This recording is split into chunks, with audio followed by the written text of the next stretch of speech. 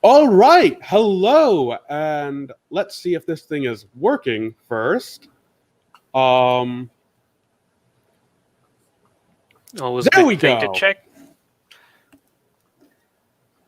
We're live. We're good. Yep, we are live. Awesome. That's... Hi, I'm Basheer Ghouse, I'm Humza Kazmi. and this is War at the Table, our panel on using wars in your campaign, as well as the brief on the history of pre-modern warfare. I'm a indie game designer and freelancer in the RPG industry, and I don't really have a history background. I've minored in some bits of history in college. I've done a lot of studying on my own, and I've had the good fortune of interacting with a lot of people, with a lot of amateur and professional historians since then, and learning a lot from them. Humza? So I'm a partner with the Hydra Cooperative. Back in undergrad, I was a history major with a focus in military history, and I've been lucky enough to talk with and play play some intersections of role-playing games and full-on wargaming. And Basheer, you're also developing one right now, yes? Yes, I am. I am working on Ahadi, which is a role-playing game that takes heavily from war games um and is based on the wars of the Gurkhani dynasty, better known as the Mughal Empire. I've also run games set in and around wars before, and I'm reasonably active in wargaming. Before we really get started, I would like to note, if you came in through Gen Con, please turn in your ticket. It's how Gen Con knows that people actually attended the event and that we didn't just stream to an empty room for 2 hours and then told them that something happened. To be fair, they would be able to check the stream after the fact. Also, I do want to note that the presentation you're seeing here will be made available after we're done. We will have, I guess, a link in the show notes, and that should be available for folks to access and take a look at the list of sources that we included at the very end. Yep. And with that, let's really get started. So the first question that we're going to come into with this is, why would you want to run a war campaign in your role-playing game, either an existing one or in moving to another system? Humza. So a couple of things. First, actually, before we digging into this, I should note that some of this may be coming in from the baseline perspective of folks playing in D&D or other F20 games or other fantasy games set in classical or medieval inspired times. But then other parts of this should be far more applicable to any and all sorts of role-playing game campaigns. So one thing that a warfare-focused campaign benefits from is the great degree of uncertainty and of chaotic, changing situations, which are something in my experience that players really get excited about and latch onto. And it helps spur player engagement and player goals as they see this situation that's completely in flux and figure out, oh, this is where decisions we make can have a major impact. We can change the whole course of how this conflict proceeds. We can we can shape the destinies of nations or destinies of these two small principalities getting into a scrap, whichever. Yeah, it's somewhere where player choice and individual actions will matter, and you can be basically guaranteed that anywhere a player looks, there's going to be something for them to do that will likely matter to the narrative. Wars are enormous and chaotic things pretty much throughout history, and a lot of people historically have made their name through a war or through their actions at the instigating or ending a war, which works really well for the types of narratives most role-playing games are going for, and that most players are looking for getting into a role-playing game, even if the battles themselves aren't necessarily what they're in for, though that's obviously what we're going to be focusing on to some degree. One of the neat things is that basically all wars will have a bunch of actors with competing interests on both sides, both in the forms of people who want to win this war, but also in the forms of like generals and officers who want to gain their glory in this war, who have different ideas on how this should be done, or even different goals entirely. Allies on the same side of a war, maybe in the war for different reasons or hoping to get something out of it, hoping to get something different out of it, which can provide an amount of intrigue that is mostly seen in like court games and stuff dedicated to that intrigue outside of a war game. I mean, this a war framing lets a campaign bring in a whole swath of NPCs, as Basheer's mentioning, folks who will be lining up on all sides of the war, different factional groups within those communities, and everyone's going to have their own angle as to why this is being fought. There is the Clausewitzian quote that war is the continuation of politics by other means, and politics very much does not stop once swords are drawn. Everyone who's going to be in this is going to have goals and objectives that they're going to be working for and working towards. And even within one faction or country or polity, those goals don't always match up. The king may have one goal, their barons and dukes and so forth may have others. Those aren't always going to line up. The guy on the border who's got to live with the baroness next door when the war is said and done, they may have a very different perspective than the king or queen who's sitting back in the capital ordering those legions to go forth. Also diverting for one moment to answer Chris's question in the chat. Chris, yes, this is being recorded and it'll be available on Basheer's YouTube channel for viewing later. Yeah, we should have a recording up shortly after the panel ends. So hopefully you won't miss anything, and if you do, you should be able to watch it afterwards. And yeah, that's a great point, Humza. Thank you for bringing that up. And this intrigue, as well as like kind of the nature of pre-modern warfare, allows for a very open nature of play. In terms of like things to compare it to, Mount and Blade might be the best. Is in video games the comparison I tend to go to in terms of like you can just go out and do things and kind of expect that to play into the war effort somehow, or expect the war effort to affect what your players have decided to do. So it provides a surprisingly solid dynamic sandbox, despite the fact that by its nature, a war is a kind of directed event by the people involved. It's also a core function of early states. States, until relatively recently, were really built around either the ability to go to war or the ability to threaten war to wage a defensive war when threatened, or to expand in the name of a pet cause or resource acquisition.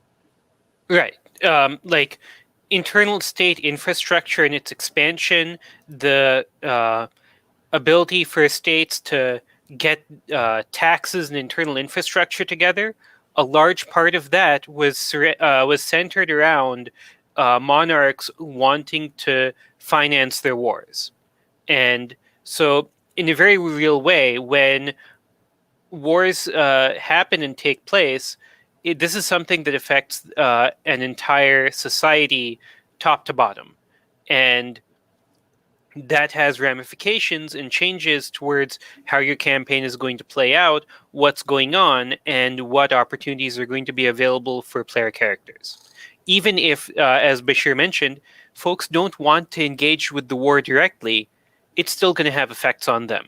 And it may still be worth dealing with and thinking about and processing how that's going to change the society and environment that your player characters are moving through. And sorry, were you about to say something? I didn't want to interrupt. Just gonna shift to our next point, that shifting back from the fictional framework and into the real world framework. One other thing that that warfare allows for is it allows you to bring in players who may not be able to commit to a full regular campaign, to still have a way to join in gaming with you and to actually take some of the cognitive load off of a GM's plate. Basheer mentioned Mount and Blade, which as a simulator of conflict between like 7-8 different polities. It's running, the computer is running all of those conflicts as the single player campaign is proceeding. That can be hard for a GM to do. But if you have multiple players who send in actions and discuss what they want their various polities or units to do, that's something that takes cognitive load off of the GM's plate and throws curveballs in for everyone concerned. You are never going to get a better randomizer or generator of bizarre historical decisions that happen in warfare than giving a player a role and going like, go nuts. Here is roughly what this character is trying to accomplish. And the varying engagement level is really important, especially in the current situation in online play. Allowing players to engage to the degree that they want to is very useful, and it's something that you can do at war level play and nation level play more easily than when everyone's kind of a group of friends who are expected on some level to be together during given sessions or during the events of the game.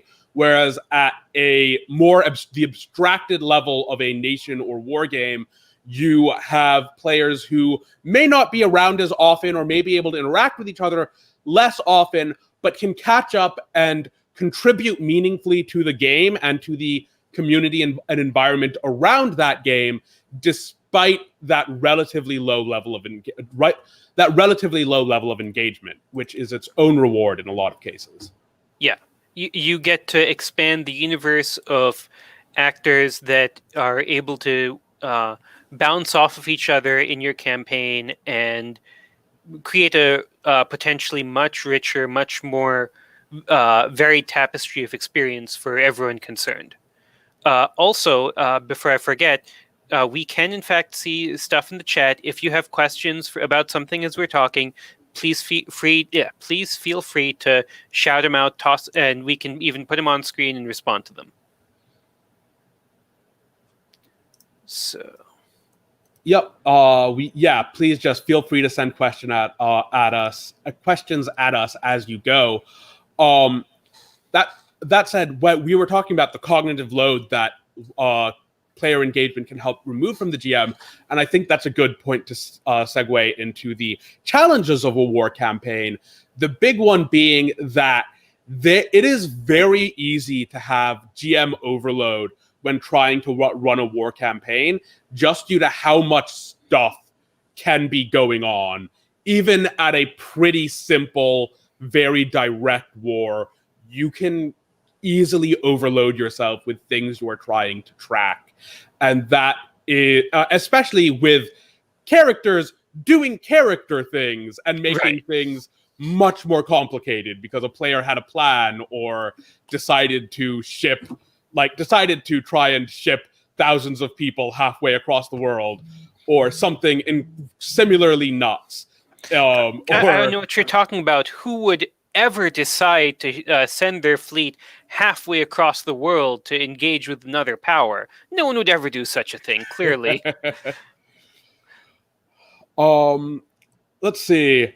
Oh, hey, we've got a question from Yeah. Shin dealing with bad war within war campaigns, which is actually something we're going to get to significantly later on. So I'm just going to ask you to hold that question for a bit, because we will get to that, just not in this part of the campaign. But here, for dealing with the cognitive overload, there are a couple of tools you can use here. Humza, did you want to talk about some you use or some that you've Sure. seen in action? Because you have So, some great sources on this stuff.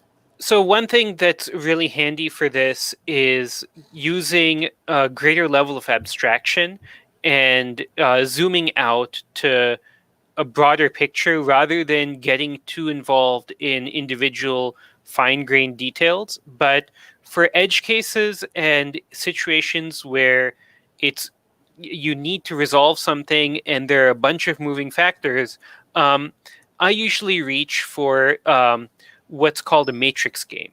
And this is something that I ran into from Chris Katalik, one of my partners at the Hydra Cooperative, who has used it for parts of a long-running campaign I've been playing in.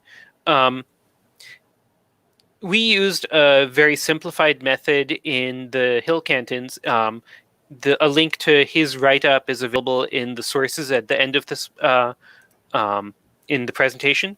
But the basically a matrix game allows players to marshal an argument for why their plan will work, focusing on what specific advantages and factors are going into this. The GM then considers this, applies any penalties for other factors that they haven't considered or secret information that they may not know about, and then rates the strength of the argument overall. And depending on the strength of the argument, for example, for a very silly argument, even if they're talking a lot and raising lots of issues, you don't bother rolling. For a relatively weak argument, they may succeed on a 5+ on a d6. So it's a way to sort of guide one's intuition and shape the chances for assessing difficulty while still allowing for chaotic, unexpected events to come in and radically shift the framework that you're operating on. And one other thing that's really handy for navigating GM overload is honestly communicating with your players. Saying, hey, I need a break. I need to pause and take some time before continuing to parse.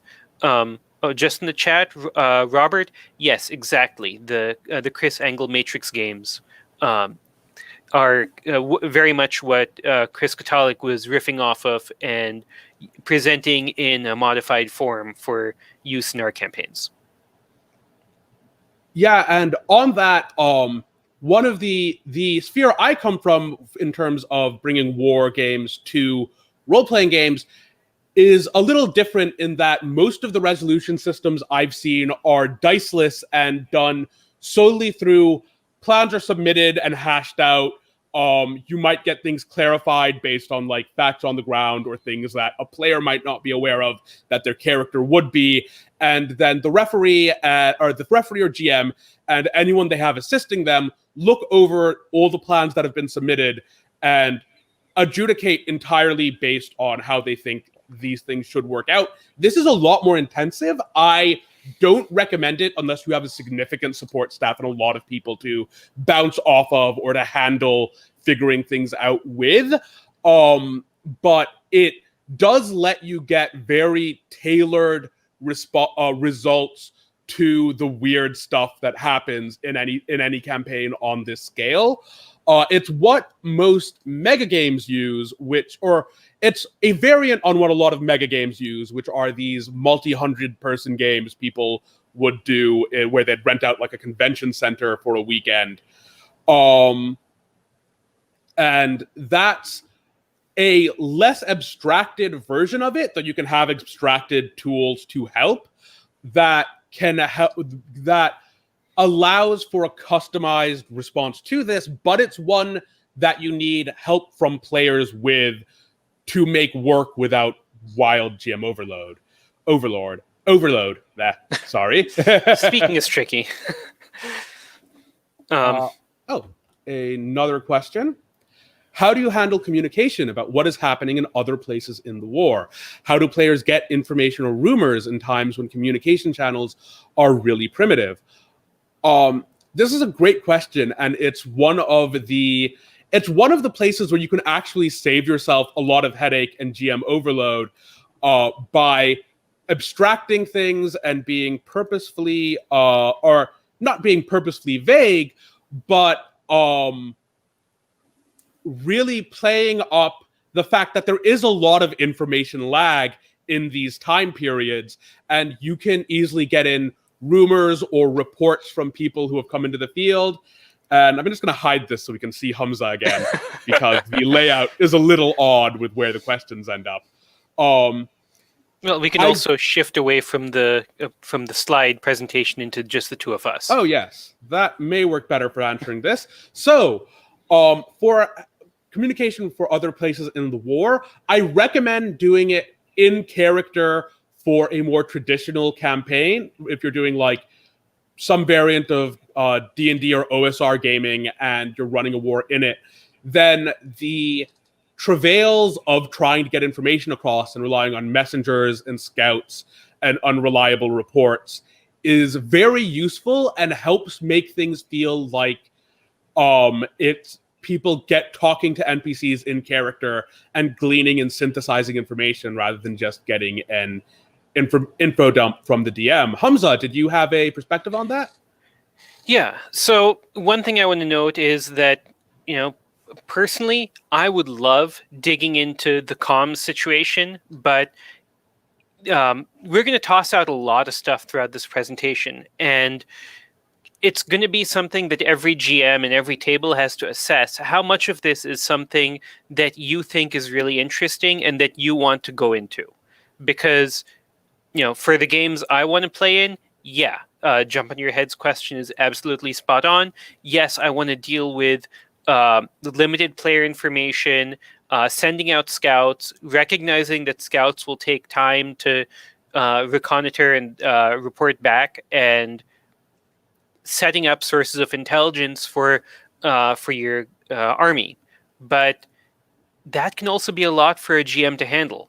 And if it's getting too much, there's absolutely nothing wrong with saying, all right, I'm going to give you a direct, brief info dump about what your scouts come back with every turn, just so that we can keep the thing moving.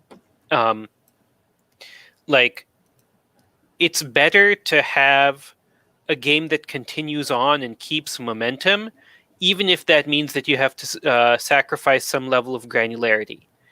Obviously, is it great if we can keep that granularity? Yes.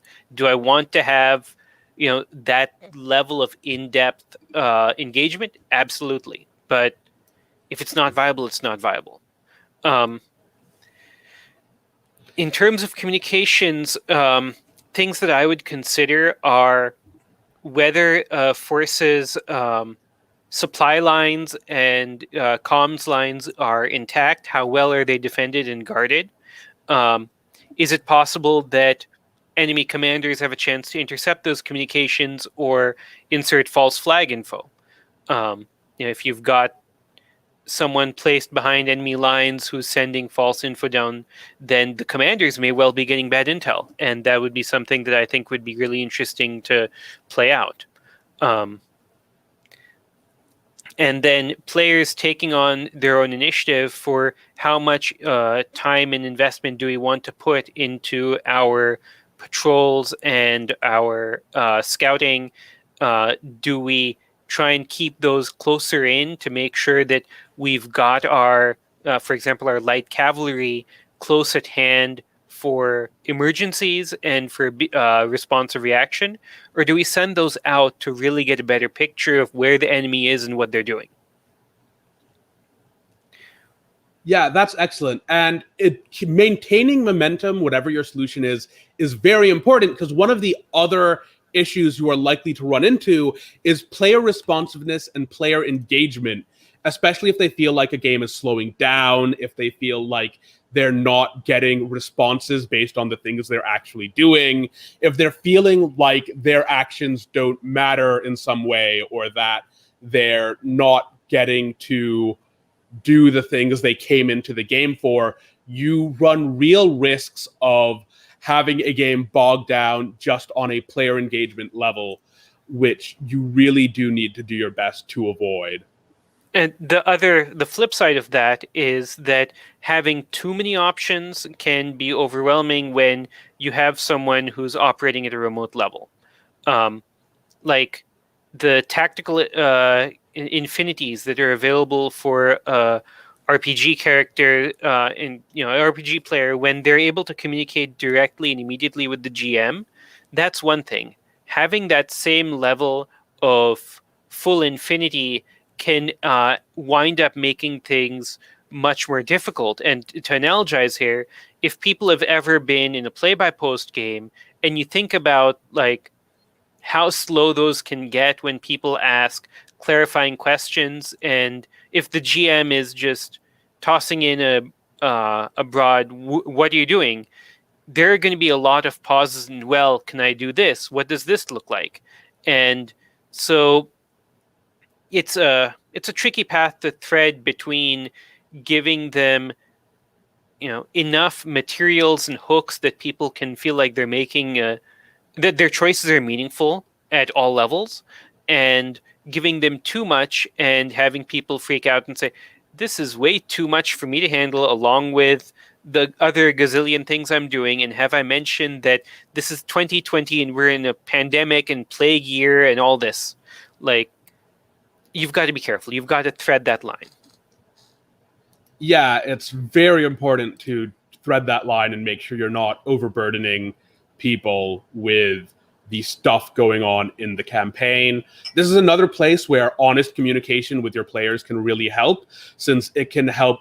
You can get advanced warnings of problems like this, where people will tell you, like, I'm not sure what I'm meant to be doing, and you can, and if you're lucky and if you get warned with enough lead time, you can kind of figure out, how can I narrow this down? How can I really make this into engaging, concrete decisions made by a player? Yeah.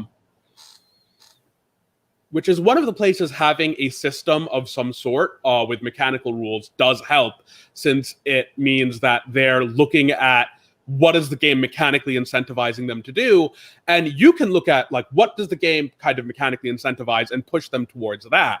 In a lot of traditional games, this might be like, where can they get like a cool fight or loot in this, and go, hey, you can try and hit their baggage train, or you can try and hit the other army's baggage train or whatever. But even for more abstract games that are just tracking like broad things like resources or troops, those can often be very compelling plot hooks to get a player in, because it gives someone the feeling that, like, you are taking action that is directly accomplishing something with a clear effect on what everyone is engaged with. Right. Yeah, it's important to have a level of detail that's abstract enough to facilitate resolution and preventing your burnout, but still flexible enough that player sudden plans that come out of nowhere and unexpected decisions are still something that you can resolve and allow those to be meaningful and surprising. Heck, D&D itself stems out of things like Brownsteins and players coming up with unexpected lateral play. And if you're going to be running a warfare-centered campaign, it makes sense to allow for that sort of lateral thinking and lateral play to be something that you embrace rather than something that you run away from. Yeah, and it's definitely one of the stronger tools you have available. And I think we, let's see. I think we're good to move to our next bit on, we've got into some of the pitfalls here and why you'd want to. And let's talk about the actual process of running a war campaign and what that involves and how you can structure campaigns so that they feel good. And it's not like just fight, fight, fight all the time, or it's not just things that players aren't necessarily invested in. There's the old adage that like war is 99% boredom, and then people try to kill you. And while accurate, while accurate to a degree, there is a lot happening when there isn't a fight going on, and you don't actually want your players to be bored for 99% of your campaign for what I hope are pretty obvious reasons. This will be full simulation. We will all sit in muddy trenches, and you will like it. We'll sit in muddy trenches for 6 weeks. We've set up a Nerf machine gun over there. We're going to go over the top and you get hit with a Nerf bullet, walk off the field. You're out. It's not ideal. And one thing where this is actually somewhere where history and historiography help a lot, because campaign trails are immensely interesting places where things are happening all the time, and many of the things that are happening are very, very stupid, and therefore perfect for players. Well said. And let me just reinforce one thing here. We're discussing war campaigns, and when wargaming often when wargaming is mentioned, the picture that people have is of something like popular games like Warhammer 40K or Warhammer Fantasy Battle at their worst, which is we have these very impressive armies that charge into each other and fight, and that is all of it. And what we're talking about is not just the forces getting onto the battlefield and charging at each other. We're talking about a full-on campaign. We're talking about the process of getting there to that battlefield. We're talking about why that battlefield is being chosen. And we're talking about what the various sides are hoping to accomplish by this fight and by taking victory in this war entirely. Yeah, and it's somewhere where like this is actually pretty well documented in a lot of historical accounts, all the sorts of things that happen on a campaign trail. And the great thing about the campaign trail is that it's filled with interesting NPCs. A war camp has obviously all the soldiers and the generals or nobles or whatever the officers are in the army in this campaign, but also a lot of support staff, people who are bringing food, people who are mending clothes, people who are making armor or weapons, and running messages and taking care of horses and the like, all of whom are potential NPCs and all of whom have their own needs and wants that can create conflicts for your player to deal with on the campaign trail, from things like, these nobles kind of hate each other, and so you've kind of got to play intermediary and make sure your army doesn't start stabbing itself on the way to the battlefield, to things like finding routes forward and making sure food's getting delivered on time, dealing with the various stuff that happens within a war camp on the campaign trail, people who want to desert, people who want to go kind of take some secondary objective on the way, or who have some personal goal they're trying to accomplish, all of which make for ripe fodder for a campaign and for player action. Very much so. Basheer, can you actually toss up Robert's comment there? All right, let's see. Interesting choice of illustration. I can see how to make that book into a military campaign. And this is The White Company. Yeah, so for those who aren't familiar, The White Company is a book by Arthur Conan Doyle, the Sherlock Holmes author, that is absolutely nothing to do with Gaslight London, and instead focuses on a mercenary company in the 100 Years' War. it was it was a formative book for me growing up, and it's very much one of the things that kept me interested in mercenaries and the role that they can play um, in warfare and campaigns. It was actually one of the spurs for a blog post I wrote up, To Battle in Hell, which was looking at how folks can structure a mercenary campaign and what the various sorts of goals and objectives that mercenaries might take on, which keep that interesting and engaging. And that'll be in the sources link at the very end of the presentation. All right. Yeah. Thanks for telling me about that. On that topic, I there's another author, Christian Cameron, who's currently writing a lot of stuff in that vein. He has the William Gold series about historical mercenary William Gold. If you want to do a war campaign in a fantasy setting, The Red Knight and some of its sequels are excellent novels that really show how you can use a fantasy setting to your advantage in a war campaign or when writing about it. And when running a war and in terms of historical sources, I would personally make note of the Baburnama, which are Babur's memoirs during his invasion of India and slightly and before, that do have a lot of stuff on the wild conflicts that happen on the campaign trail and things like that, and are excellent. A lot of these historical accounts are excellent fodder for a campaign.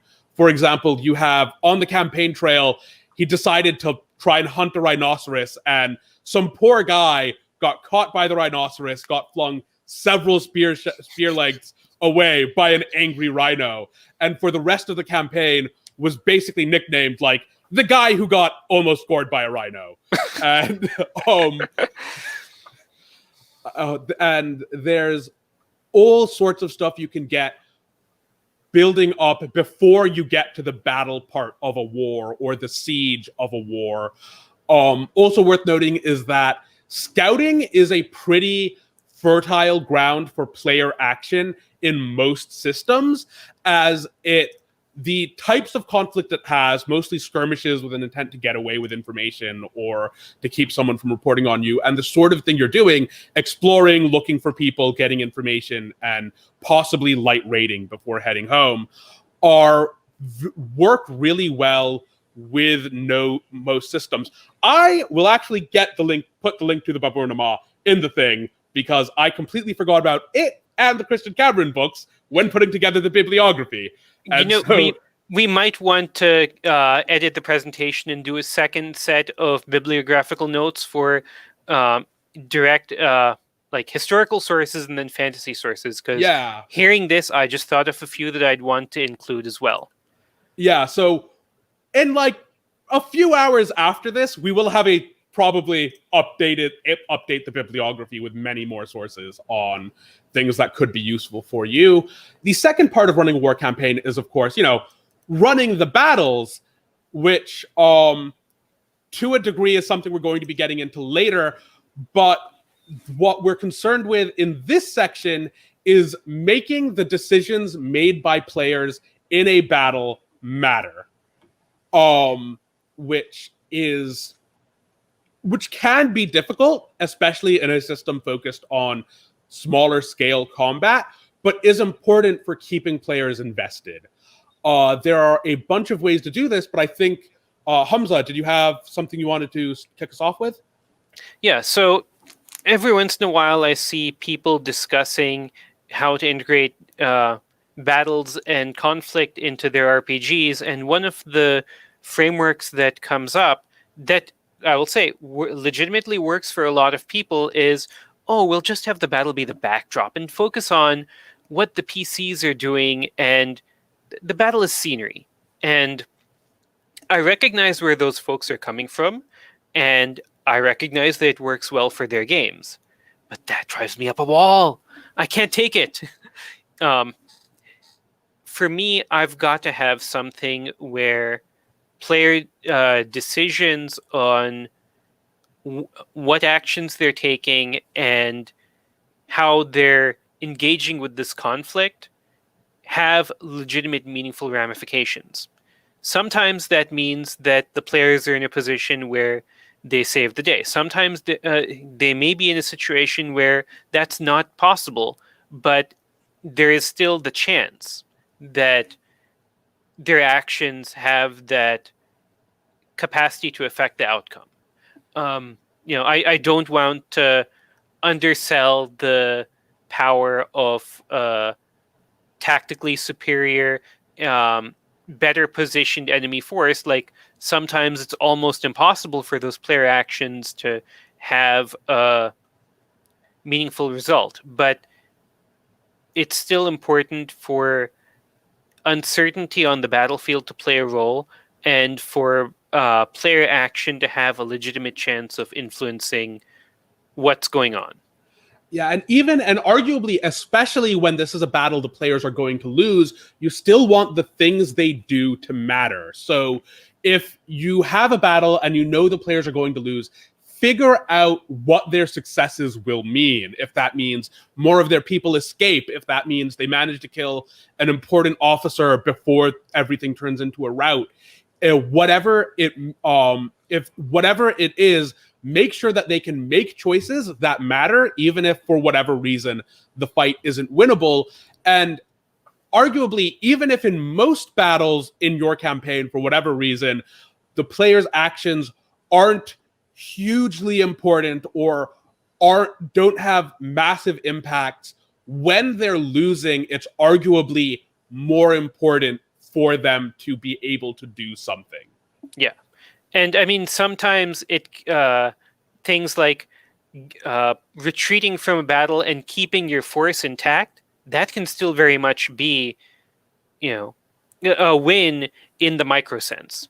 Yeah, that can very much feel like that can give you a sense of accomplishment, even if the wider force lost. And this is part of why we're focusing on a campaign framework rather than just individual battles. Because, all right, a unit is forced to withdraw, is forced to pull back in order to preserve its strength. Why is preserving its strength important? Because this isn't over in one fight. This campaign is going to continue, and you're going to want that group of, retreating infantry line soldiers to be ready for the next engagement. And so preserving their strength for that next fight and the one after that, that's important too. Yeah, and so to bring up a question from earlier, which I said we were going to delay. Hey Basheer, how do you deal with bad war within war campaigns? Bad war is specifically, I think, referring to an article I wrote a bit about bad war in small scale combats in role playing games. Bad war was an idea from the Spanish tercios and pike blocks in Renaissance combat, where once two pike blocks got into melee with each other, the result was termed by people who watched it bad war. It was a war with horrific casualties on both sides and where everyone came away brutalized no matter who won. And this is an issue in some war games, but mostly in role-playing games, where the assumption of combat in a lot of games is that you're fighting to annihilation. And so both sides will fight until they run out of people or get really low. And both sides will probably take heavy casualties. We're going to go more into why this isn't the case when we talk about pre-modern war. But when running your campaign, it is important to try and avoid this because the forces you are dealing with are on the scale of a campaign rather than on a battle. And so you want to have the option of preserving those so that they can come up again. And your players are going to need to preserve theirs so that they can use them again, even after a battle they won or lost. And that's something you will want to talk with your players about, but more so it's something you're going to want to design your campaign and battles in your campaign around. So designing around killing X number of people or holding out for X turns or taking out X unit are better than designing around kill everything. Yeah. I mean, there are going to be circumstances where players are going to say, all right, well, we really do need to neutralize this enemy force. Like, there are going to be times where tactical and strategic considerations go into, no, we just need to, take this force off the field. Yep. But it's going to be unlikely, very unlikely, for that to result in, yes, and every single one of these people was killed on the battlefield. Yeah. And it shouldn't be the default, generally speaking. Correct. I guess, do we want to take questions on, let's see. The other place you want to make sure decisions matter is going back to the campaign trail. You want to make sure decisions they've made there do affect the course of the war, rather than just being kind of set dressing or deciding the nature of the battles going in, due to things like, if they decide to take a risky route through the mountains to try and get the jump on an enemy army, that should be something that matters beyond the next battle. It's something that will have ramifications for some time. Similarly, if they decide to help secure supply lines, or they decide not to help secure supply lines, and they just kind of let those go in the name of securing other needs, that is something that should affect the campaign moving forward. There are a few ways to mechanize this, though I generally recommend this being something that you don't mechanize and you kind of decide on in the abstract. But you'll have occasional campaigns, even for published systems. Red Hand of Doom was kind of notable for doing this for D&D. Have a list of concerns regarding this war effort, and each of them will be assigned some sort of value and have some effect on how things go. And while I don't recommend doing directly that, having a list of concerns can make running the war campaign easier for you and help you make sure that those peacetime decisions matter throughout the campaign and when it comes to time for a fight. Yeah, and that's actually something that feeds back into one of our previous questions about what news and communication is coming in. If you have this list of these are ongoing threats and issues in the campaign area, then those are going to give you, the GM, a list of things that you can highlight and reference as reports come in, as your scouts go through the countryside, of what's going on and what people are dealing with, that continues to remind players that, oh yes, you have these unresolved issues that are going to affect your campaigning in this area. One thing I want to note, the framework that I think both Basheer and I are discussing here is pretty strongly on a sandbox style of play. And that's something which is placing a very high premium on player decisions and player choices, but it can also result in inconclusive, seemingly like not as dramatic situations. And I think that that's actually desirable for war campaigns. I think that it's entirely legitimate to have situations where two armies maneuver, but no one is able to necessarily get that decisive, single moment of battle. I think that that's actually helpful because, as we've discussed, you've got other things going on the campaign trail that continue to make the situation interesting, and you have ultimately your decisions about whether to engage or not engage still have meaning. If it's always going to be, well, we are going into this fight now, no matter what, the scope of player agency and their decisions to go all in or not, to take this route or that, those become less and less meaningful. Yep. I should note, this is going to be pretty brief just because we are focused on relatively sandboxy games here, but war campaigns are pretty solid ground for a more directed campaign by the GM, just because you have a built-in reasonable method of directing players in the form of, there is a war going on. You guys need to react to that. The war will continue to go on regardless of your actions. And so it's a decent way to just kind of have something either lurking in the background or very much in the foreground that helps direct the plot or push players alongside whatever storyline you've all agreed to be running here.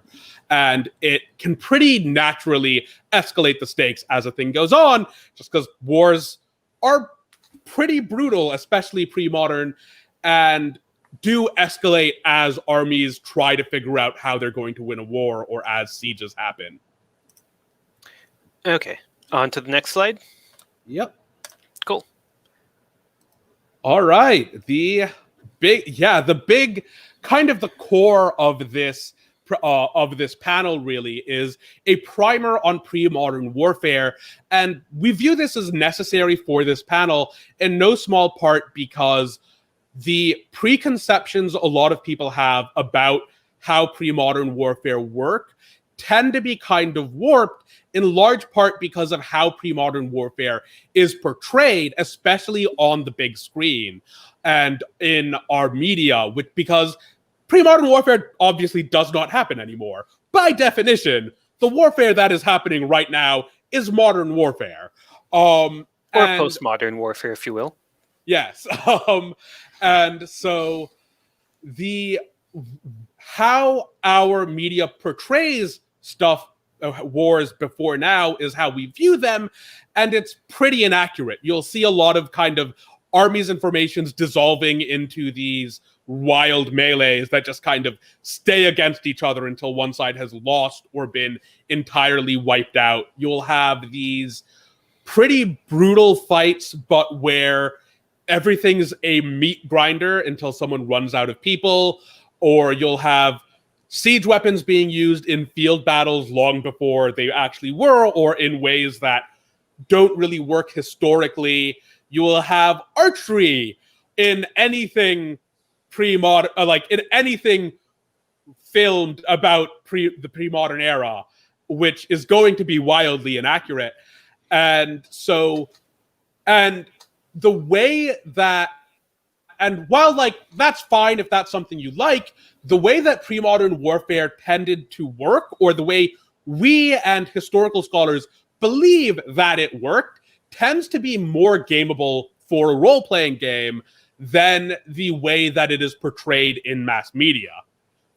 So a couple things I want to note there. This is just focusing on the historical side of things.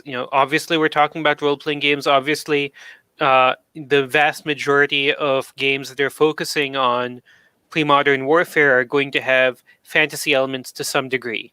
And that's too broad of a situation for us to cover in the current panel. We would, I think, both be down to talk with folks, on our own or in some group format somewhere, but this isn't the place for that. And I had another point, and I'm suddenly blanking on it, so I'll toss it back to you for right now. So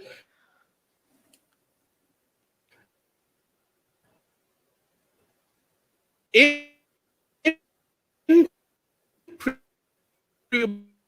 modern warfare,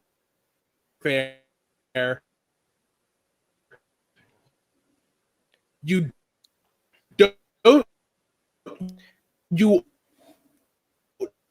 Basheer, can you hear me? At least on my end, it seems like you're getting stuck in the robot well.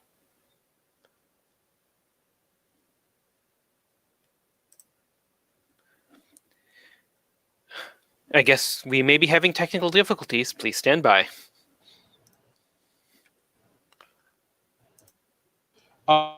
Hey, I back. I appear to have lost.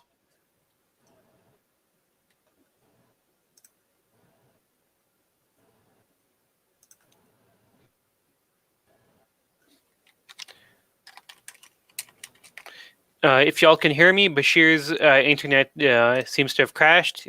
Trying to comms with him and see if we can get him back. I hope this is still live. StreamYard seems to say it's so.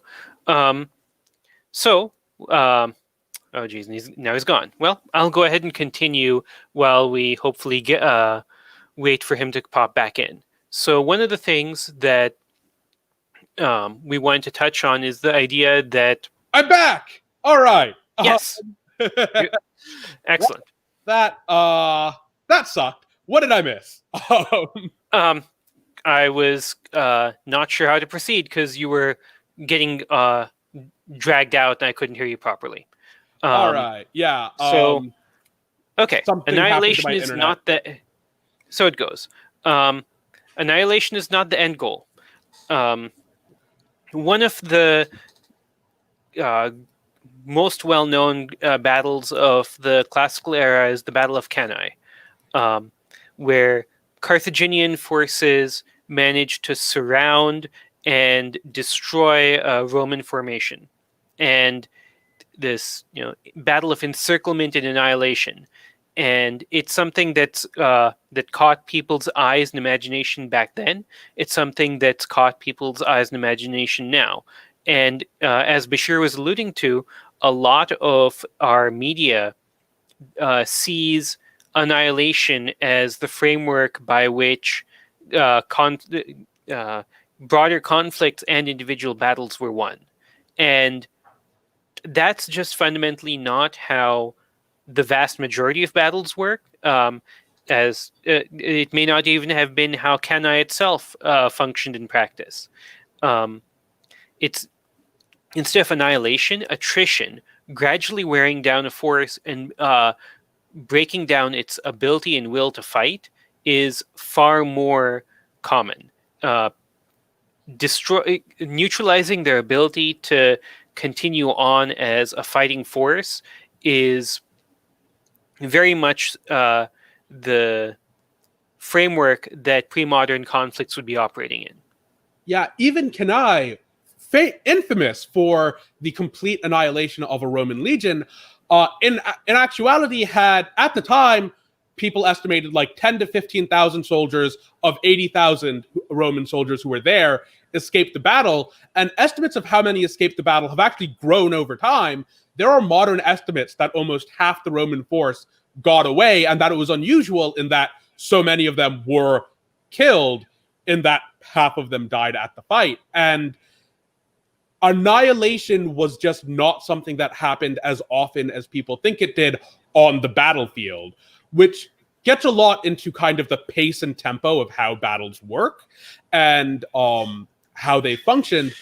But the important takeaway is that most fights are going to be a reduction of enemy forces that sees someone leave the field or flee the field, rather than a complete annihilation.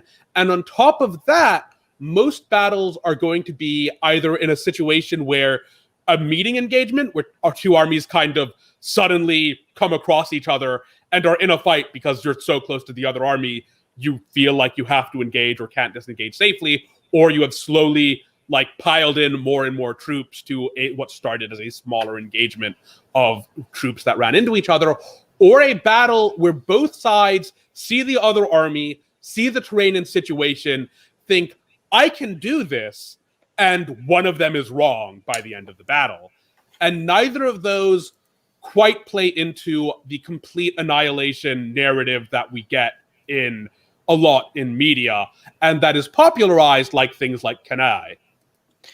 So, I mean, one thing that World War I's changes of machine guns and, rapid fire mass effect areas of weaponry, those made annihilation far more possible and achievable for military forces in a way that just wasn't the case in pre-modern times.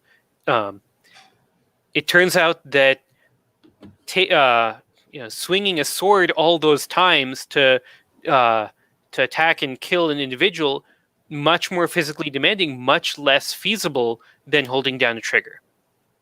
Yep, it is genuinely difficult. And so, regarding pace and tempo of battles,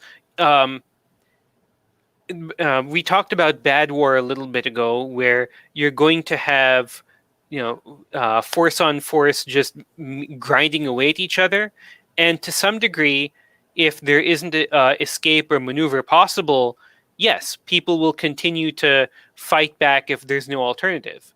But if there is a way to move around and pull back and get breathing room, you're far more likely to see that. You're more likely to see engagement, engagement, pull back, and this sort of expand, contract behavior between both sides as people catch their breath, muster up their courage, and get ready to charge in again.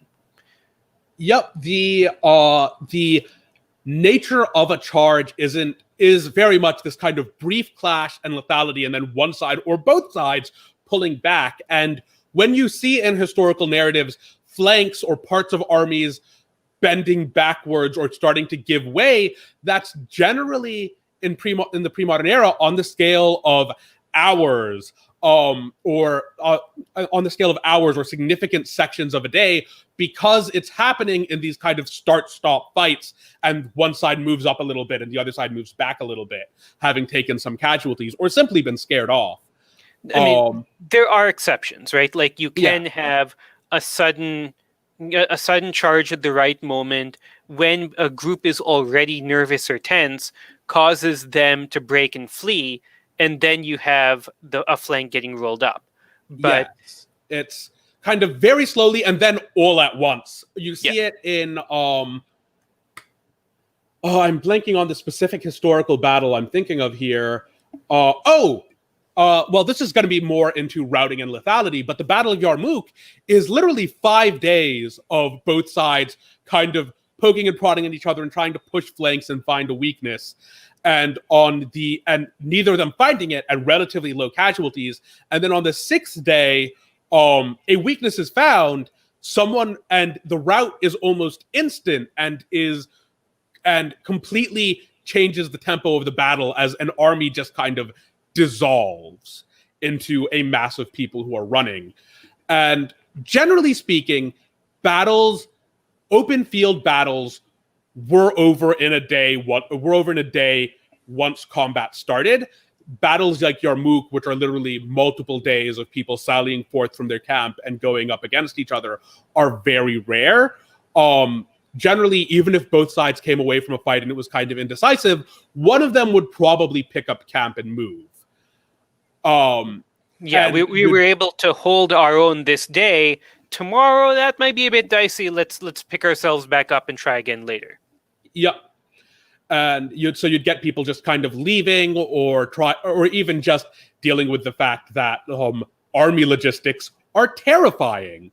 But the pace of battle is definitely something that you want to take away with you from this talk, in that it has a tempo, and if you have a bird's eye view, which isn't often, you can see that tempo. And it was one of the things that you would get occasionally in historical narratives about people who managed to watch a fight from a castle wall or from elephant back or from a nearby hill, is they would see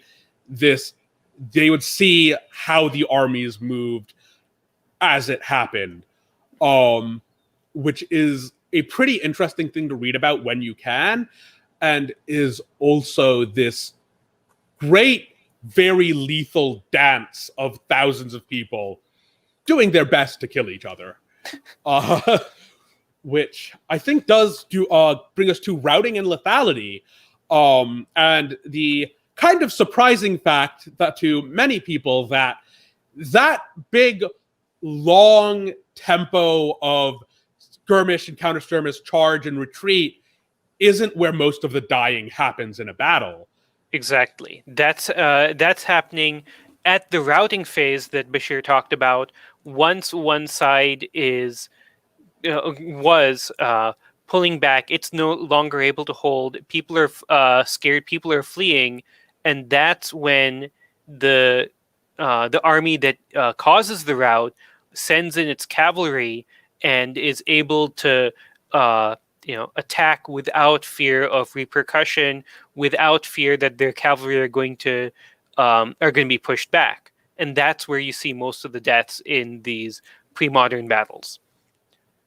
Yeah, the moment when one side has broken means that basically everyone in the routing army is defenseless against the people who are running them down, and it's why you see It's where many of the casualties come from, and why generally the side that wins a battle in the pre-modern era will have much lower casualties than the side that has lost, because they didn't go through that period of enormous casualties. And you'll get a miniature version of this throughout the battle, as like occasionally a portion of a formation will break and run, but the rest of the formation will hold, and they'll take a bunch of casualties, but they'll get behind allied lines and become safe again, and they'll rejoin, and they'll have taken some casualties. And even in the tempo, it's little breaks like that are where you'll see spikes of casualties, and where in a lot of media you will see kind of clumps of dead bodies. In practice, from historical narratives and from how we believe battles happened, it's believed that what you would get are generally these long, thin lines of bodies that where a formation started to run and started to be cut down, and then it would spread out beyond as you got if you got a more massive rout. Right. Yeah. So just one thing to note, as we discussed previously about being able to get smaller victories, even if your side is the one that's losing, for a player character group to keep their army together and get an orderly retreat instead of a rout, keep getting their force off the battlefield intact, not getting hit by that devastating cavalry charge, that's a major victory, even if they're the ones who didn't carry the day completely. Yeah, right? Exactly. And also, as smaller victories in a battle, sending a formation reeling back, even if they just get back behind their allied lines, that's a small victory that can work really well for a group, since it's at the scale where individual actions can affect it. And we have a question, a pretty solid question. How about death from injuries and infections after the battle? Which is, yeah, there is a lot of dying after a battle, after the battle is done. And actually, not just after the battle. If memory serves, like most of the deaths that pre-modern and early modern armies would face would be deaths from illness on the campaign trail. Illness, disease, army camps, honestly, really gross. Not the best place to be. Hugely gross. So people die. Sorry. You have lots of disease getting spread between various groups. If we're talking pre-modern or early modern, you don't have proper sanitation procedures. People may well survive the battle, but you're facing gangrene setting in because wounds weren't treated properly, and so yes, you definitely have casualties leading up to the battle, and you have increased casualties after the battle, even if you're the side that won. Yeah, many campaigns have actually ended because the sickness affecting an army was so bad, they had to break a siege or they had to end their campaign season early. You have, even into the early modern period, especially like between the Industrial Revolution started and public nutrition going way down, and before the nutrition revolution in like the late 1800s, you will get stuff like the First Anglo War in India, where half of the English armies on the continent died from disease without ever actually engaging the forces of the Mughals they were at war with, because like everyone was sick, everyone had terrible nutrition, people just died horribly. And even before that, like in the pre-modern period, nutrition wasn't as bad as in like the early Industrial Revolution, but disease could get horrifying. And after a battle, especially if you lost the battle, you were probably not getting treatment for at least a day or two as you tried to flee. After the Battle of Hanwa, in Babur's invasion of India, he describes for days they would find bodies on the road of soldiers who had survived the rout and survived being chased down, but had succumbed to injury, succumbed to starvation, succumbed to illnesses they'd picked up, succumbed to exhaustion because they were too weak from injuries to physically get somewhere safe, and then they would just die on the road for days and days and days, miles and miles and miles, the army that's following them would just find bodies. Right. Like the not having the ability to regroup at a safe spot and get everyone together for treatment meant that you had that continuing ongoing stream of casualties and further bleeding after the battle. Yep. Pausing for a moment to hit Michael's comment right after Jump on Your Head there. Two above it, 4 or 6 for the timestamp. Save your troops from slaughter is a great storyline, 100%. I mean, it the Anabasis, right, is fundamentally about you have a mercenary army whose whose patron has bought it in the opening chapters of the book. How do they withdraw from hostile territory and continued on as an effective force until they're able to reach safety? And it's certainly something that has resonated throughout the years. I mean, we don't have to look very far. We can see things like the Battlestar Galactica remake or the Band of Blades, the recent reframing of Blades in the Dark for military campaigns. Both wind up centering on dealing with retreat from an overwhelming force and trying to get to a place of safety and regrouping. Yeah, that's real. Yeah, it's really solid for storytelling as these things go. If to come back to the previous question, if you win the battle, you are in a slightly better place in that you're probably going to be able to, you might be able to get some sort of treatment. You're at least in a relatively safe place. You're probably eating well because you have almost certainly robbed the other guy's camp for all their food, and you are feasting for at least a day. But it's still a real, it's still a significant producer of casualties. Right. You're. I think it's very worthwhile to highlight that being in a place where you can rest without fear that someone is going to stab you is very major for recovery. That is helpful, but it's not going to be enough if that's all you have going for you. Yep. Basheer, you touched on logistical requirements on baggage trains, so that may be a good space to segue into logistics. Yeah. Logistics in pre-modern warfare, and really logistics in modern warfare, are horrifying. Armies eat an enormous amount of food. They have enormous requirements. It is the largest scale mobilization of concentrated people you will get for most of history, outside of like some truly enormous work projects. And as a result, the things that need to happen are of a scale that many pre-modern states are straight up not equipped to deal with. For many armies, you will have a baggage train of like people bringing forward supplies and the like, but also there, I believe Humza, you'd mentioned this when we were first discussing this panel. Armies are like fish. You move or you die. If you are not swimming, you starve and collapse, because just how much food you need for horses, all the enormous amount of excrement you need to deal with on a daily basis, and just the process of moving 5,000, 10,000, 100,000 people from the same place to the same place, and then getting them all encamped again once you get there. Yeah, right. They're like walking cities, as Robert Dean has said in chat. Yeah.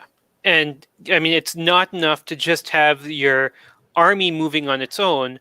The baggage train, the camp followers, those are just as much a part of your army being able to fight effectively as the soldiers out in front. Because that support staff is going to be what's getting those soldiers the meals before they're fighting, getting the shirt and the swords all into proper readiness so that you can go into battle. Like the baggage train that people are dragging along is crucial. And Basheer, you pointed out that in some cases, organizing this was beyond the capacity of some combatants, and that's part of why people hire mercenaries, right? Yep. groups who have an ability to wrangle their own baggage train, who have those logistics problems, if not solved, somewhat better capacity than the existing state or polity does. Yeah. There are additional problems with hiring mercenaries. They cost a lot. The other side is has the potential to pay them more, and they may turn coat. The mercenaries have a lot to worry about, like not getting paid, having their employer screw them over. Um, all very rich fodder for games and campaigns to engage with. Yeah, there are significant periods of history where if you're a mercenary, you are in more danger of being betrayed by your employer than your employer is in danger of being betrayed by you, just Mr. because of how Johnson, eat your difficult. heart out, Shadowrun. Yep.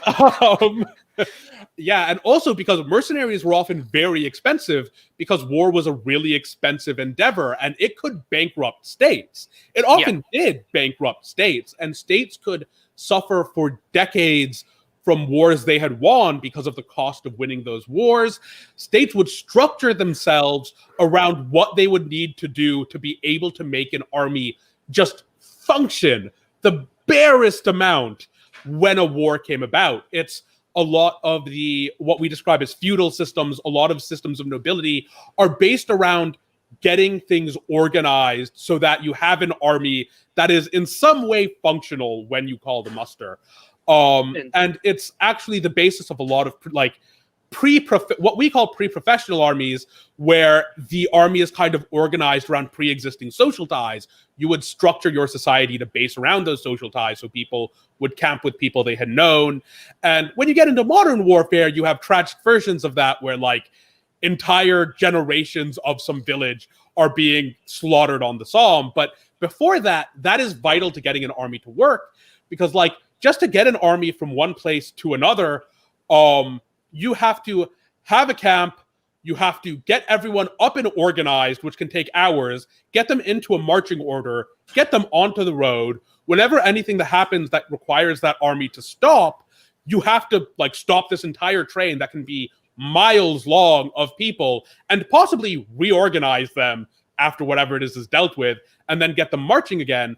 And then at the end of it, you have to stop them all and get them to like go and make camp, which is why armies are so much slower than non-army polities throughout so much of history. painfully slow as this thing crawls forward bit by bit. And this is part of why having those detached cavalry units able to scout is something that armies place a premium on. They're going to be moving slowly, but those scouts do have the capacity to find the enemy forces, report back useful info, and get it back in time for commanders to make useful decisions. And to do it without just ruining your entire marching column, Yeah. which is a very real issue. Yeah, so another comment from Michael. That's also what made some armies superstars more so than just combative excellent, and incredible logistics are what help you absorb a loss. Yeah, the ability to deal with that and having a social structure that can deal with the process of moving armies around is what is an enormous determining factor until now, like straight up through World War II in modern warfare. Being able to deal with that stuff is 90% of the way to winning a war in a lot of cases. And just one note, like Bashir, you've touched a little bit just now on the social ties and social frameworks that a society is going to have in relation to and fundamentally intertwined with its military. And those are things that people ought to think about in constructing their world building.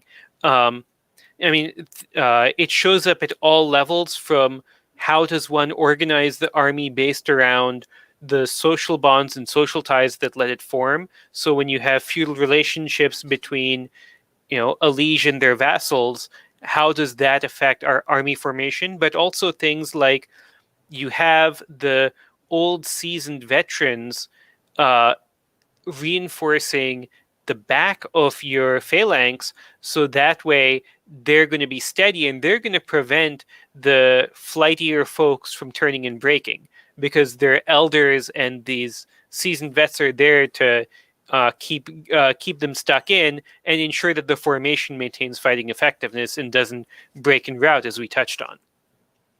Yeah, and that's an enormously valuable thing, especially due to like even once you've dealt with the logistical requirements and organizing foraging parties, which is also something a lot of pre-modern parties did. They would basically like just get all the food they can from the area around them as they march because they can't possibly ship enough with them, and so they just eat out. They devour everything along their route of march.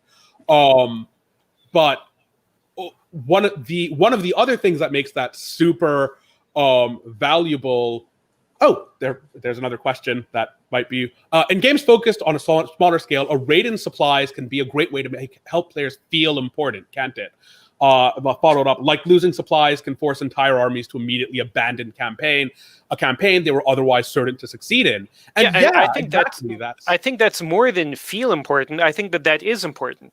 I think that that's a way that player decisions on a micro level can have a very legitimate macro effect on the framework and structure of the campaign as a whole, and have strategic ramifications for their opponent or themselves if they were the ones who didn't guard their supplies properly. Bad form, players. Bad form. Specialist actions, supply raids, intel gathering, sapping and infiltrating enemies' cities under siege. These are specialist actions where it makes sense for player character groups to be at the forefront as something that's intrinsically interesting and has very large ramifications for the immediate conflict and the broader strategic conflict. Robert, we have thank you for the source recommendation. I have not read that one, but I really want to look it up now. I also have not read this. I will need to check it out. Let's see. Alexander the Great and Logistics of the Macedonian. Oops. Well, yeah. So, Alexander, what are immediate ways that y'all think magic absolutely alters warfare? What are the things you think would be tried right away? I think we probably want to finish off this section before we answer this question. Does that sound good to you, Humza? Yeah, sounds good. But yeah, Okay, that's something we should just structurally. That's something we should touch on. I don't think we're going to be able to get too far into it because, magic systems are going to be so different. It's something that you as a GM constructing your world need to figure out how much you want it to affect what you're dealing with. But yeah, let's come back to that in a bit.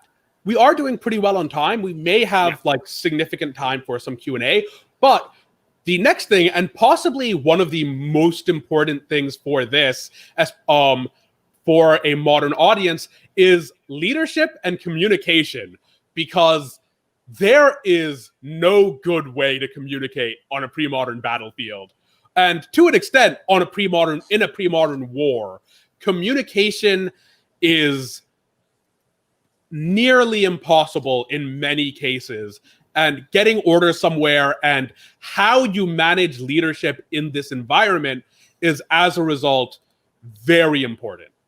And we've touched upon the crucial nature of leadership for maintaining morale and preventing those forces from breaking. But it's not just enough to stand in the line and not have your troops break and flee. Your sub-commanders are going to have to take positive action in order to achieve an army's goals. And that's where communication comes in. Yeah, and especially because you don't have cell phone, you don't really have reliable signaling, especially signaling that the other guy wouldn't be able to see. So a lot of how we view and intrinsically think about how things move around and how communication works, especially on the battlefield, doesn't happen. Because once you put your army in place, if you are not personally somewhere on some part of this battlefield, you can't give orders there. You have to trust someone to give someone an order and trust that they can run over there, give it to someone, convince them to implement it, and then actually get it implemented in a timely fashion, meaning you are relying on some ridiculous time delay, or you just have to hope that your sub-commanders are doing the correct thing in response to changing conditions. And both sides have to deal with this. This also makes coordination very difficult. And due to the nature of a battle, it kind of results in, for all intents and purposes, pre-modern armies don't have object permanence. If you don't see something, and if you don't see something, it doesn't exist as far as the formation you're in is concerned. And if you can't shout orders at it from where you are, you can't communicate it with it in a timely fashion. Right. Like the communication delays and distance, like this is a problem that's exacerbated because it's not just you have to get the message over there to this other person and they have to understand it and they have to implement it. Understanding and making sure that the intention of that order is understood, that can be tricky. It becomes much harder when there are people over there who are trying their best to kill all of you. Mm-hmm. The inherent tension of a battlefield and the pressure that adds means that comms have to be very simple and direct in order to facilitate understanding and responsiveness. Yeah, generally speaking, if your army has not practiced something several hundred times before contact is made, they're probably not going to be able to do it in the midst of battle. It's why a lot of preformed plans were so important to how armies functioned, and also why a lot of the like trickier and more clever stuff you see in fiction, and especially in like if you play strategy games or like Total War or stuff like that, the reason so much of that doesn't happen is that it's impossible to get those orders through. And the other reason it doesn't happen is that you are giving those orders to a person who wants things and who wants to do things, and they might just go do something else entirely. And they might, and even if you catch them out on it, they might just say, well, I misunderstood. The order wasn't clear. The message was ruined on the way. Sorry. There's an example that comes to mind just now. Like a couple of weeks ago, it was July 4th. I was rereading Michael Shar's The Killer Angels, a Civil War novel focusing on Gettysburg.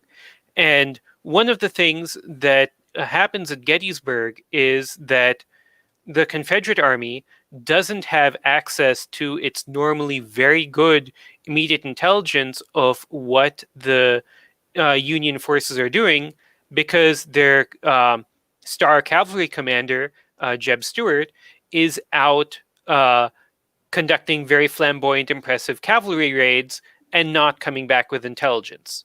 Sub-commanders have minds of their own and objectives, and those objectives can vary. Sometimes it's, I want to show off and gain glory in the wars. And gaining glory in the wars can mean commanders press ahead when you want them to stay back. Hey, hang back on the flanks and make sure those guys over there don't come and hit our baggage train. Where we keep all our stuff. That one, like some commanders may say, no, I want to press forward and engage with the enemy. Some commanders may place a very high premium on staying safe and secure and fall back and display reluctance to go charge that enemy position that you really, really want them to go take because it looks scary over there and you should send someone else. And, oh, no, boss, they're too well dug in now. We can't go now. It's too late. And some commanders will just do incredibly stupid things with no prompting whatsoever.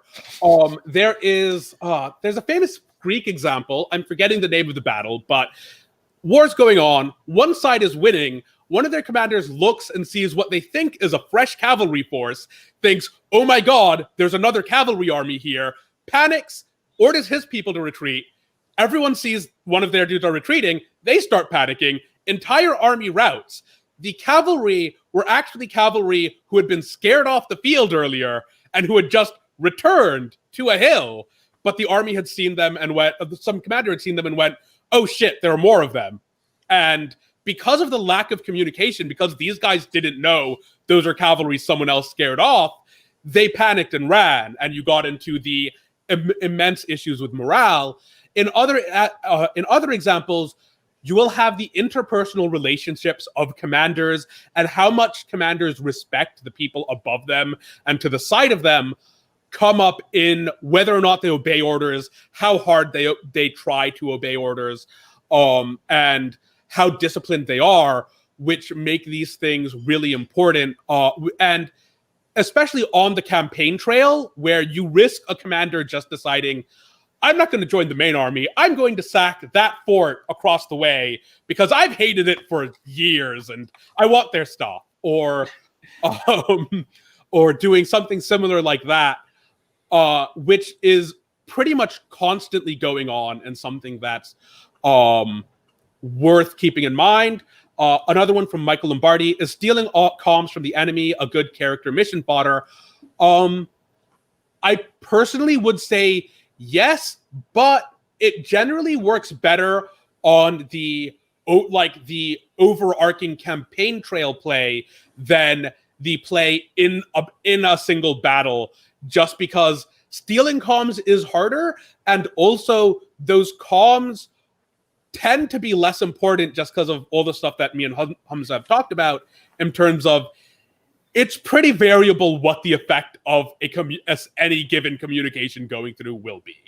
So I think that, firstly, I concur that, as a individual session or something, it's going to be more likely that players may be going after enemy intelligence, intercepting that on the strategic level or the operational level rather than on a battlefield. But I also think that that's an area where player, intelligence and or shenanigans can absolutely lead to, broad battlefield success. If one of your players is like, yeah, I want to try and get a spy into the enemy camp and have them distort messages on the battlefield, heck yeah, that's a major thing that players could do. And while intercepting comms may not be have necessarily that much effect because of the time delay in getting it to your commander, being able to rewrite those communiques, that is something that can have a major effect. Yeah, and being able to just make sure they never reach their destination, especially if the communication was particularly important. Just shooting a messenger is very useful in a lot of ways on the battlefield. Especially since one of the other functions of messengers is to carry reports back from those commanders. Yeah. Right? It's not just one-way communication we're talking about here. It's bidirectional, as commanders send back runners with information, with requests for reserves and additional assistance for artillery fires, things like that. Like, screwing with enemy comms is absolutely something that can have major effects.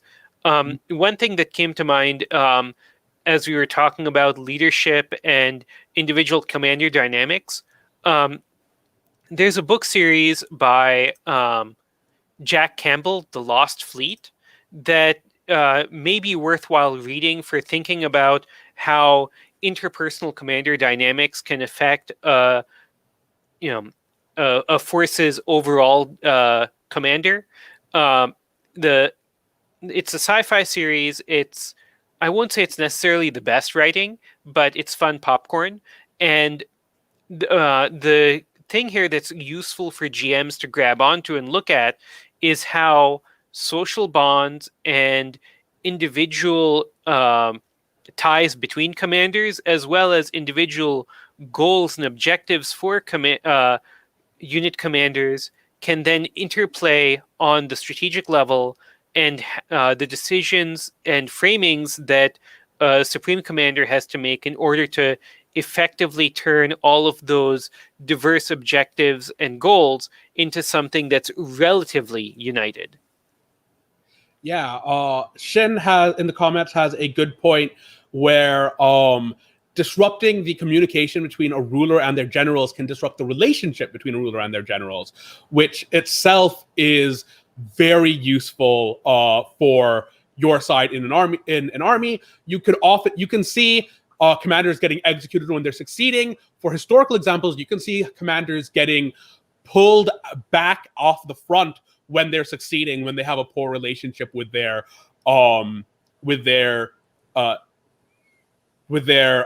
rulers or with whoever's in charge of them back home. You see this a lot in Korea. Yi Sun Shin, who is pulled out of the Imjin War like 3 times, 4 times, despite the fact that they are winning when he is in charge and they are not winning when he isn't. And so engineering that sort of relationship breakdown can be really cool for players. Yeah. And preventing that sort of relationship breakdown can be important for their commanders. And when you said Korea and leaders being pulled back, I was thinking of a very different time period, and I was thinking MacArthur. Well, there it might have been for the best that he got. Yes, but I think the broader point of that relationship between the commander and their political superiors is something that has major ramifications. I'll go back to that Clausewitzian maxim of warfare is the continuation of politics by other means, but that means that in turn, warfare always has political goals and political objectives, and commander actions can sometimes, even when they're succeeding on a tactical level, threaten those strategic and grand strategic objectives and make it harder for ultimate success in the conflict. And Robert Dean, this is where keeping track of those relationships and objectives comes in. And it is something that can result in GM overload if not careful with it. So we'd recommend kind of referencing the previous stuff about abstraction, pawning off parts of the load to other people or to players where possible to avoid that. And it is, but this is really somewhere where you can get into the meat of a campaign and have lots of stuff that's player facing and that's clear in kind of cause effect, what they're doing and what it's doing to a campaign, as well as something that's great for bringing in twists that hurt the players. And a lot of wargame campaign books will have that sort of thing. Let's see. I think something we've kind of explained all the elements of, but I'm not sure if we've explicitly laid out, is that you can't really coordinate the different parts of a battlefield at the same time in a pre-modern army the way you can in a modern one, or the way you can in video games and in tabletop games where people are kind of talking to each other when they submit their orders about how their orders are going to be submitted, because of that lag that we've discussed about you need to send orders, you don't know what's going on elsewhere, etc., etc. 1 second, I'll be right back. All right. So while we're waiting on Humza, I guess let's talk. Yes, there is absolutely an intrigue campaign map that you can have for targets of value. If you've ever played Shadows of Mordor, you could pretty easily use something like that as kind of the outline for a rough map between the generals or the commanders or people of interest on one side. That is why activation checks in war games are very valuable, and why limiting what an unled unit can do in a war game, which is kind of getting out of scope of this a bit, is very valuable. Robert, you mentioned setting up a war games campaign. Yes, strong recommend. This made it onto the sources list, as a matter of fact. So we'll touch on that in a few. So do we want to actually get to the sources list, and then we can kind of go into some questions and more esoteric questions, stuff like the question about magic earlier, and if people have more questions, because we do have 20 minutes or so we should be good on time. Can you toss up Michael's comment about the campaign map there? Let's see. Does this imply an intrigue or warfare campaign map would look more like a node map or point crawl map for targets of value? I don't. I don't think that you'd necessarily have a point crawl map, but I think that having an abstracted node map for personal relations and interactions is definitely something that would help on mapping out those interpersonal dynamics. Yeah, definitely. Especially, I think a point and crawl map is tricky because a relationship map can develop new connections and develop new ways to traverse them over time. And that is, in fact, one of the things you're going to be trying to do. A node map, I think, works better just because it's a little easier to, or it's a little easier to conceptualize from my experience with them, how those change and flip the nature of the nodes you're interacting with. Yeah. Um, Okay, so should we head into next slide? Next slide. Wargaming mechanics that you could use. So things like morale rules, having units break and run in the middle of a combat, tracks for popular support, and modeling combat over decapitation strikes, taking out commanders, the king, etc. Because morale is so important to pre-modern warfare, and the decision to run is so important. Things like when you lose a king, or even when you think you've lost a king and haven't, that can result in the dissolving of an army. This was Alexander the Great did this constantly, where people are braver around their king because that's kind of the focal point of the morale of the army. So he would just kind of constantly just charge in to the front of the fray, forcing the rest of his army to come in behind him. In his famous battle against Darius, he just charged for Darius, cut through everything, got to him, killed the king. Vastly superior army kind of melts in front of him because the node of their morale is gone. But obviously this has some, drawbacks if you're perhaps not as good as Alexander. Yes. If you're more like a Cyrus, then you go ahead and charge in, and it's great up until you get killed. And then you have your entire army wondering, what the heck do we do? The reason why we're fighting is gone. Actually, no, you're not really wondering it. You're dead. Yes. But and you're probably running. Yeah.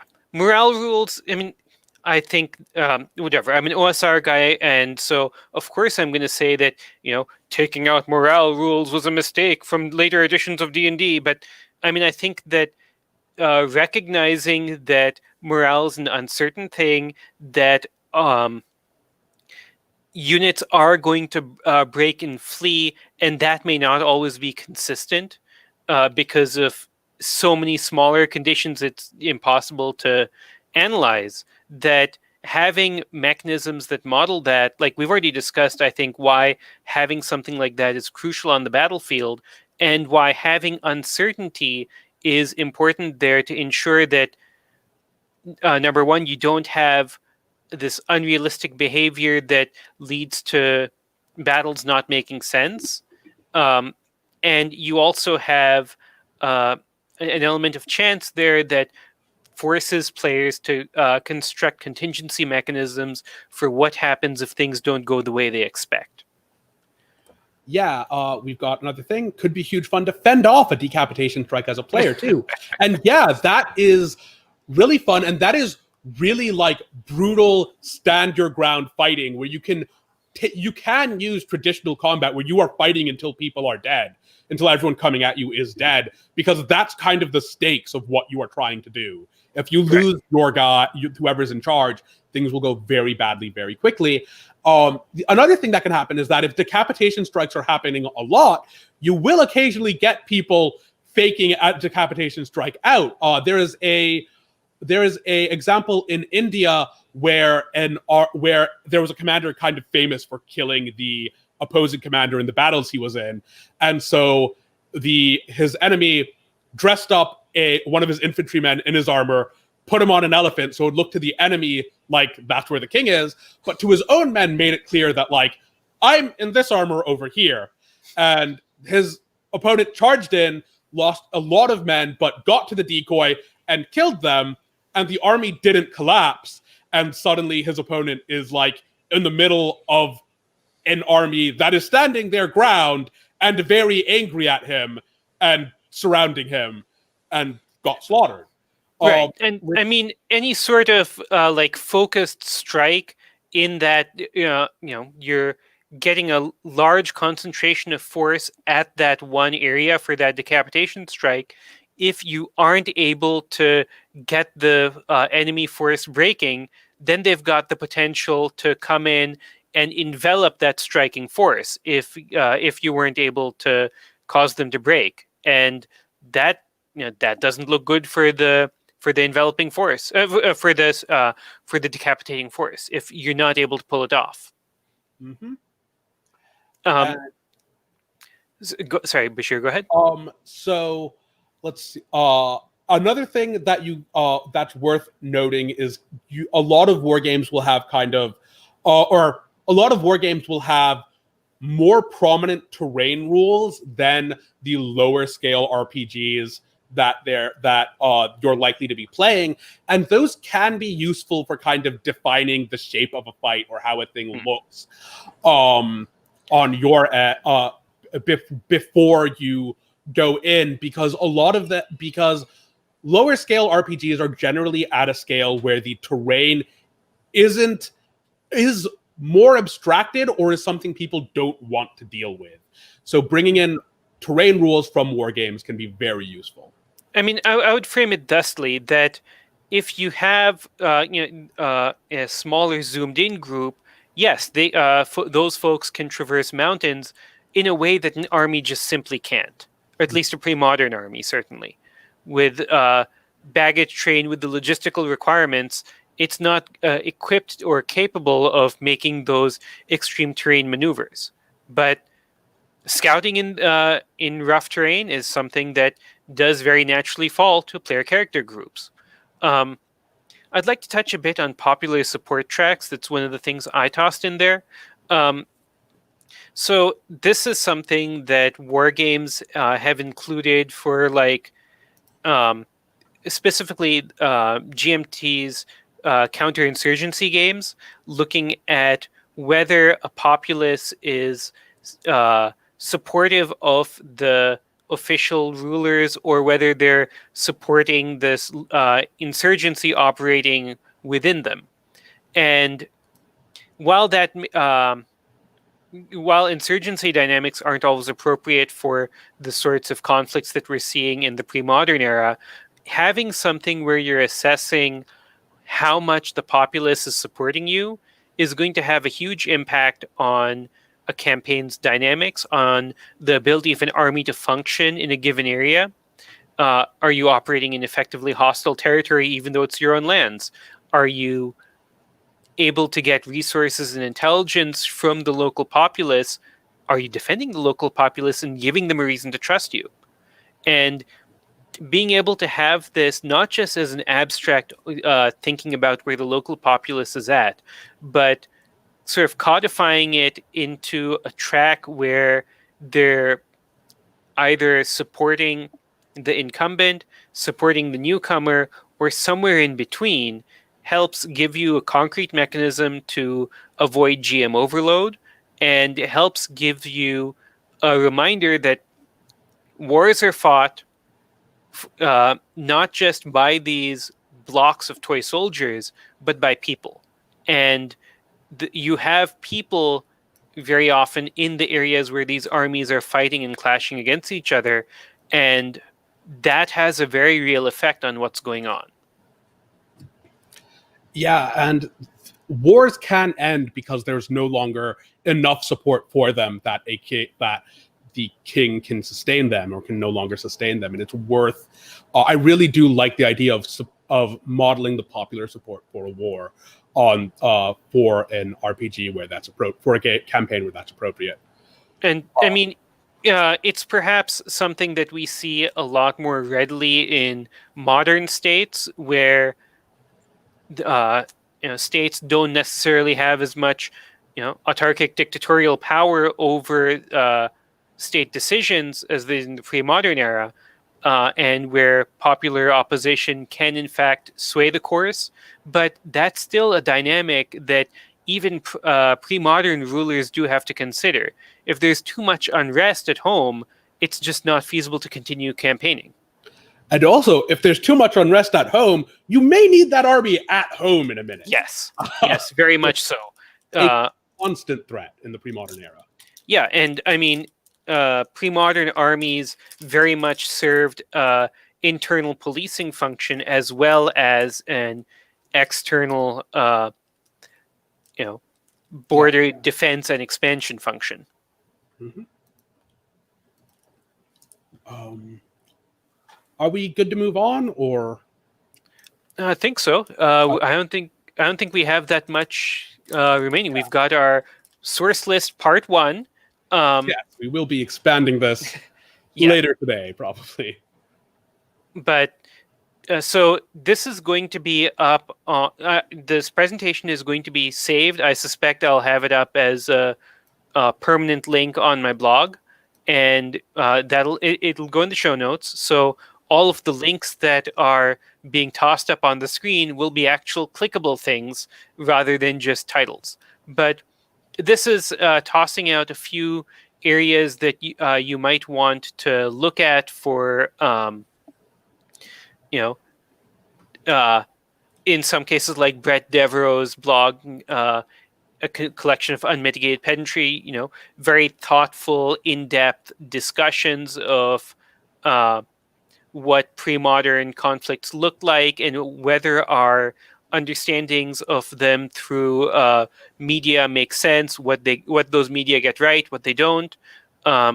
Things like Chris's Meet the Matrix game, where it's giving you specific tools for how to construct your own war game. And then broader reading both on wargaming and on pre-modern conflict as well. Let's see. Yeah, we've got 10 minutes. This is a good Q&A period, I think. And we've got questions coming in. All right. So, are there specific lessons you'd apply here to revolutionary warfare rather than state versus state warfare? I hadn't even thought about this until you just brought up popular support. So, depending on the time period, in a pre-modern time period, most of this stuff still applies to revolutionary warfare just because the standard the way revolutions often worked in a pre-modern time period was basically raising a revolutionary army and waging war in some manner. And so you have popular support is important because it'll change who's on which side, and it'll be one of the key things you're manipulating or trying to work with in the campaign. But it's still very much like a war game with different revolutionary motivation, or war campaign with revolutionary motivations and internal political motivations rather than external political motivations, as are often the case for interstate wars. I mean, I think that you may well have external actors taking a very strong interest in those revolutions, and those can come into play. But yeah, thinking about the personalities and drivers of this conflict and thinking about why they're fighting, who their base of support is, and how they can continue to use that base of support in conflict. Are they doing things that are going to keep that intact, or is their political capital and their power base getting squandered? In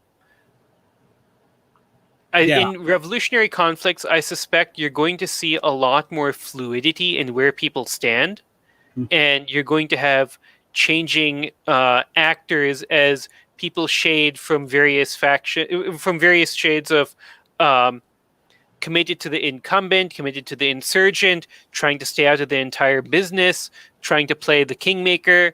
Like, you've got a lot more potential for gradations. And that's something that you're going to want to think about and factor in when you're setting up the dynamics for your campaign.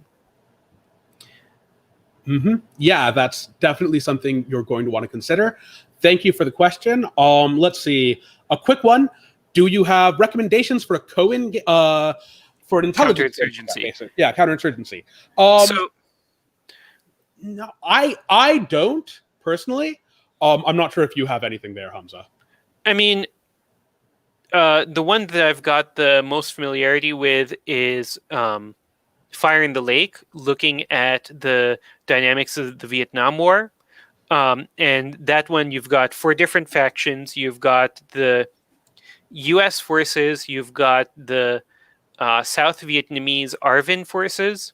You've got the National Liberation Front, and you've got the Viet Cong insurgent forces. So you have both sort of a standard state actor and a somewhat more nebulous actor on both sides of the conflict. Each of those 4 factions has different goals and different objectives, and it's a really solid game to check out. Also, Joe, I know you. We should get a game in at some point. I'm happy to throw down in Fire in the Lake, and we can probably get a group together. All right, and we've got 5 minutes left. I think I would like to, I guess, touch on, we had from far earlier the magic question from Michael Lombardi. So it's going to have to be brief. We're going to kind of be touching on things, but so what are some immediate ways y'all think magic absolutely alters warfare? What are the things you think would be tried right away? And this hinges entirely upon the magic system you're using and what does it enable. Anything that enables easy communication, anything that enables easy treatment of wounds, and anything that enables easy treatment of diseases are going to be enormous changes on the nature of warfare. Like, the artillery spell is by far less important than the fact that if you're in D&D, your cleric can heal like 40 people, or like heal like even a dozen people of a disease a day, flat out, no resurgence. That's enormous. Yeah, that hugely changes pre-modern dynamics. So the other thing I'd say, along with the stuff Basheer touched on, and command and control issues, is also movement.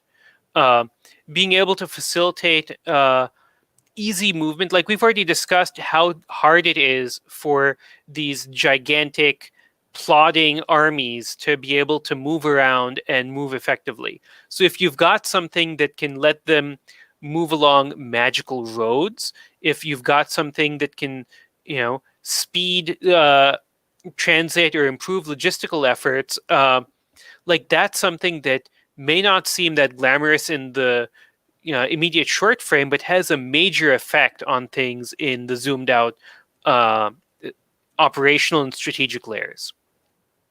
I think there are some areas where the magical artillery that was mentioned can absolutely have a major dynamic. Like Scott R, I see is suggested in the chat that, wouldn't a fireball change things on the battlefield?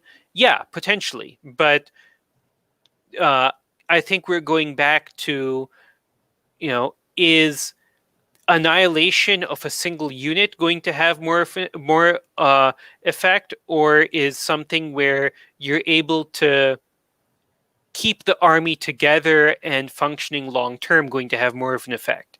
And part of it comes down to, how big is that fireball? If it's a fireball that's like taking out 12 people, probably not that much of a function. If it's something that's taking out 1,200 people, that can be another story entirely. And it's something that is really going to depend on the scope of that you want magic to play, and how much you want it to affect our sort of basic intuitions on how combat works. And also how easy is it to use and how much can you use it? So like in the Dungeons and Dragons context, spells are limited per day pretty harshly, and casters are they're pretty common, but on the army scale, they might be relatively rare. And you might see them in a role kind of akin to very early artillery, but very early field artillery, field guns, took a long time to start changing warfare. And Yeah, prestidigitation is a great example of something that'd be very useful off the battlefield. But like As most with of these stuff, weather control that someone else has tossed in yeah, the chat. weather Yeah, control is genuinely great for stuff yeah, like that.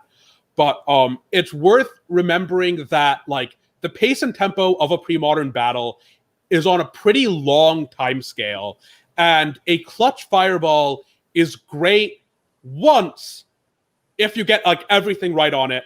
But if you can only do that 3 or 4 times, and you're going to be here for 10 hours before we break camp or until someone routs, you losing utility on straightforward damage spells versus things that can help you move an entire army, or things like weather control that can make stuff possible, or other effects like that. but I mean, I think it is also fair to consider the sudden effect that magic can have at the specific right time and place. One of the benefits is that you know magic in these fantasy systems tends to be precise. It tends to go exactly where you want it in a way that one person can control and direct effectively. So having something like that, like, yeah, the right place at the right time, that could be the thing that sparks the route. So Very much so. and Yeah, the comment here is thinking more like a dozen fireballs where you really need them, which, yes, could be very useful and could be the sort of thing that sparks a route. It's generally worth noting that in most fantasy systems and in most armies, both sides will roughly have access and experience with the tools that both the other side has. So most things, like, armies will know the tools available to each other to some degree. You will get some surprises, like someone will come up with something really cool that changes how things work or that really changes a battle, but other sides will then know about it and will then start working around it yeah. pretty quickly. So yeah, we're coming up on the end, but I want to shout out the Malazan Book of the Fallen series by Stephen Erickson and Ian Esselmont. Has lots of good examples of field level magic playing a role, both on the strategic and on the immediate tactical level. Yeah, I guess we're hitting the 5 o'clock mark, so we should probably sign off. But Basheer, where can people find you? Hey, I'm Basheer Ghouse. You can find me on Twitter at Basheer Ghouse, Ghouse. You can find me at havocfet.itch.io, and you can find me on the Sufficient Velocity forums, where my username is havocfet. I'm Humza Kazmi. You can find me on Twitter at Alandaros, ALLANDAROS, or at the Hydra Cooperative Twitter account at Hydra Co-op. You can, if anything that we've said sounded interesting to you, I've the Hydra Cooperative has a war game available, Buy This Axe, that slots into D&D-ish games of basically any edition. And you can also check out my blog, Legacy of the BF. All right, and that's all. Thank you so much for listening. This was a great time, and hopefully we'll get to do something like it in the future. Yeah, thank you so much, Basheer. This has been excellent. Yep. Have a good night, y'all.